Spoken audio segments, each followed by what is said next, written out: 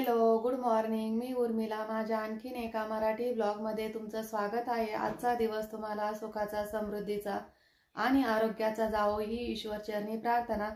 तर आज शेंगदाण्याचे लाडू पण करायचे, त्याची पण थोडक्यात रेसिपी तुमच्या संग शेअर करणार आहे. तर व्हिडिओ स्किप न करता पूर्ण बघा. तर चला, मी ना आता शेंगदाण्याच्या लाडूची रेसिपी तुमच्या संग शेअर करते. तर एक वाटी भरून आहे ना शेंगदाणे घेतले आणि ते एकदम कमी गॅसवर आहे ना चांगले भाजून घेते. कमी गॅसवर भाजायचे म्हणजे खरपूस भाजले जातात. आणि शेंगदाणे निवडून घेतले, घरचे शेंगदाणे आहे ना, त्यामुळं आपण फोडतो ना त्यावेळेसच निवडून टाकले मी. खवट शेंगदाणे असताना ते काढून टाकायचे आणि एकदम मीडियम गॅसवर आहे ना भाजून घ्यायचे साल निघेपर्यंत. पण काय माहिती का, आम्हाला आहे ना साल असलेले शेंगदाणे खूप आवडतात. घरचे शेंगदाणे आहे ना त्यामुळं बी आणि साल आहे ना आवडतात आम्हाला, त्यामुळं आम्ही शेंगदाण्याचे शक्यतो साल काढत नाही. असे खरपूस भाजून घ्यायचे. तुम्हाला जर आवडत म्हणजे काढायचे असले ना साल तर तुम्ही काढू शकतात. असे थंड झाले का चोळून काढायचे आणि पाखडून घ्यायचे, म्हणजे टरले निघून जातात शेंगदाण्याचे. पण आम्ही नाही काढले. त्याबरोबर आहे ना मी गूळ पण घेतला आहे, 4 खडे गुळाचे घेतले, अर्धी वाटी. तर हे दोन्ही पण मी मिक्सरमधून काढून घेणार आहे. तर एक मिक्सरमधून जर काढून घेतले ना एक जीव होतात ते दोन्ही मिक्स जर केलं तर. आणि थोडंसं जाडसरच कूट ठेवायचं, पण आमच्या आजी बाबा खाताना त्यामुळं मी थोडासा बारीक केला आहे, कारण त्यांना चावत नाही ना त्यामुळं. तर हे बघा अशा पद्धतीने ना कूट करून घेतलं आहे मी. आता तुम्ही ह्यामध्ये ना थोडंसं गावरान तूप टाकलं ना तरी पण चालेल. जास्त नाही, पण मग 2 चमचे गावरान तूप टाकायचं. त्यांनी खूप छान सुगंध पण येतो आणि चव पण खूप छान लागते. तर मी असेच वळणार आहे. तर असाच एक जीव झालेला आहे ना, तर असेच लाडू वळवून घेणार आहे मी. आणि एक वाटी शेंगदाण्याचे ना जवळजवळ 5 लाडू झाले. टेस्ट खूप छान झाली. गरम गरम जर मिक्सरमधून काढल्यानंतर जर बांधले ना तर खूप छान लाडू बांधल्या जातात. आणि थोडं थंड जर झालं ना तर मग त्याच्यामध्ये तूप टाकायचं. तूप टाकल्यानंतर बी छान वळल्या जातात लाडू. तर हे बघा अशा पद्धतीने वळले मी. 5 लाडू झाले एक वाटी शेंगदाण्यामध्ये. तर तुम्ही असे लाडू करून बघा, खाऊन बघा, खूप छान लागतात. आणि शक्यतो साल असलेले शेंगदाणे बारीक करून आणि खाऊन बघा, खूप भारी लागतात. तर चला, आता सर्व काम आवरलं आहे माझं. लाडूची रेसिपी पण तुमच्या संग शेअर केली आहे. आता मला मळ्यात जायचं आहे, आमचे कांदे काढायचं काम चालू आहे आणि कापायचं बी. तर मी मळ्यात चालली आहे आता. तर हे बघा मी मळ्यात आली. इथं आल्यानंतर तुमच्या संग बोलती आहे. आम्ही ना इथं कांदे काढायचं काम चालू होतं, अगोदर काढून ठेवलेले होते. आता ते कांदे कापून घ्यायचे, नाहीतर ना उन्हाने खराब होऊन जातात ते. आणि दुसऱ्या वावरात आले. पहिल्या वावरातले कांदे काढून झाले, कापून झाले आणि मार्केटला पण नेले. पण हे नंतरच्या वावरातले कांदे आहे. तर म्हटलं चला थोडंसं वावरात आल्यानंतर बोलावं तुमच्याशी. आणि गवत पण खूप झालं आहे आमच्या वावरामध्ये. कांद्यामध्ये ना खूप असं काँग्रेस उतरलं आहे. तर त्याच्यामध्ये ना लवकर लवकर कांदे बी सापडत नाही, पण सापडून काढून घेतले आम्ही. तर एवढे कांदे कापले आम्ही 2 दिवसामध्ये. बारीक कांदे आहे ना त्यामुळं उरकत नाही. तर चला, आता आहे ना तुमच्या संग नंतर संध्याकाळी बोलते. आता आहे ना कांदे कापून घेतो आणि संध्याकाळीच भेटतो तुम्हाला. तर चला आता कांदे काढून घेऊ. तर बघा संध्याकाळी झाली. आता घरी आले मी. डायरेक्ट घरी आल्यानंतरच बोलते तुमच्याशी.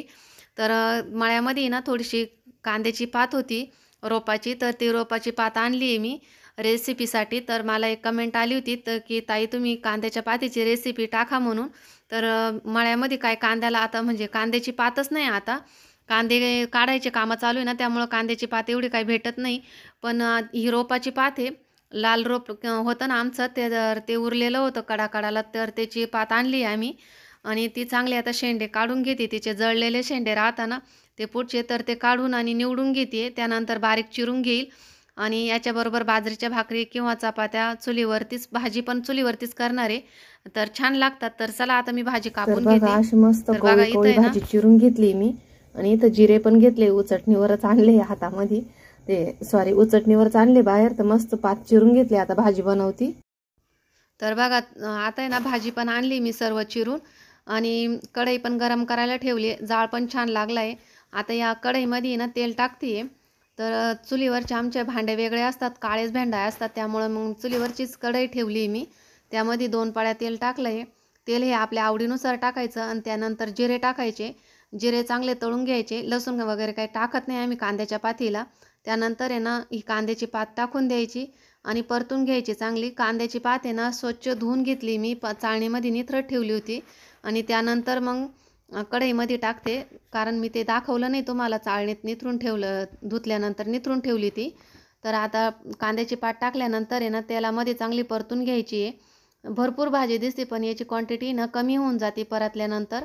आणि 5-1 मिनटं आहे ना चांगली परतून घ्यायची. सारखं हलवत राहायचं म्हणजे खाली ना कढईला आपली कांद्याची पात आहे ना ती डागत नाही. नाहीतर जर डागली ना तर ती करपट लागते त्यामुळं. आणि सारखं हलवत राहायचं. जाळ पण जास्त लागलाय चुलीला, वारा चालू आहे ना बाहेर, त्यामुळं आहे ना जाळ पण खूप झालाय आता. तर असंच आहे ना 5-1 मिनटं मी परतून घेते. आणि मसाला पण काढून आणते, जिरे, हिरवी मिरची आणि शेंगदाणे. तर हे आपल्या आवडीनुसार टाकायचं आहे. आपल्याला तिखट कसं लागतं त्याप्रमाणे मिरच्या टाकायच्या. तर मी 5-6 हिरव्या मिरच्या घेतल्या आहे, मुठभर शेंगदाणे आणि 1 चमच जिरे घेतले. तर एवढंचं वाटण करून आणते मी मिक्सरमधून. तोपर्यंत भाजी पण परतून होती आहे. तर मस्त आता भाजीची क्वांटिटी पण कमी होत चालली आहे. छान अशी भाजी परतत आली आहे. तर अजून 2-1 मिनटं परतून घेते, म्हणजे ना चांगली परतल्या जाईल ती. आणि याच्यातच परतून घेतो ना आपण, त्यामध्ये छान अशी शिजून जाती, म्हणजे जास्त वेळ शिजवायची गरज पडत नाही आपल्याला. तर बघा छान अशी पात आपली शिजून झाली आहे, परतून झाली सॉरी. तर मस्त, आणि खूप कमी झाली पात ना, क्वांटिटी कमी होऊन गेली पातीची. तर त्यानंतर आता वाटण टाकून देते मी. बारीक पेस्ट करून घेतली आहे. आणि हे ना पाट्यावर वाटलं ना तर खूप छान लागतं हा मसाला. पण आहे ना आता भरपूर उशीर झाला मळ्यातून यायला ना, त्यामुळं काय पाट्यावर वाटलं नाही मी, मिक्सरमध्येच काढून घेतलं.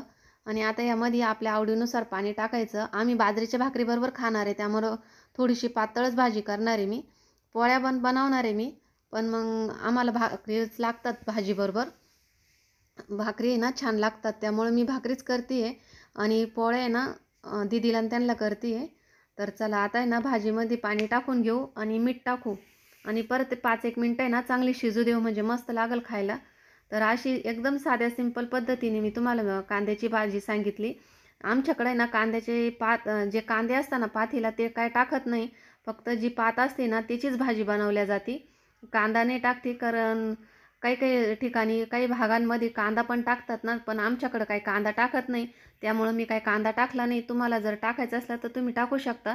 पण मी अशीच साध्या पद्धतीने तुम्हाला कांद्याच्या पातीची रेसिपी शेअर केली आहे. तर आवडल्यास लाईक करा, शेअर करा. आणि कोणी माझ्या चॅनलवर जर नवीन असाल तर सबस्क्राईब करायला अजिबात विसरू नका. माझा व्हिडिओ पाहिल्याबद्दल तुमचे खूप खूप मनापासून धन्यवाद. असेच सपोर्ट करत राहा.